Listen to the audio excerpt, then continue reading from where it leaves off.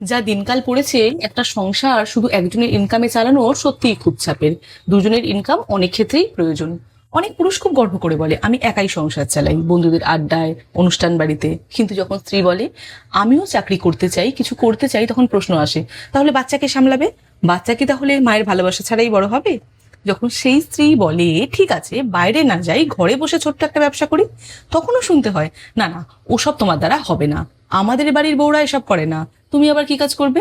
মানে একদিকে বলবে তুমি কিছুই করো না, আর অন্যদিকে কিছু করতে গেলেও থামিয়ে দেবে। আজ যে মেয়েটা অনলাইনে শাড়ি বিক্রি করছে, জুয়েলারি বানাচ্ছে, ছোট্ট ব্যবসা করে সংসারে পাশে দাঁড়াচ্ছে, সে কিন্তু একদিন খুব অল্প পুঁজি দিয়েই শুরু করেছিল।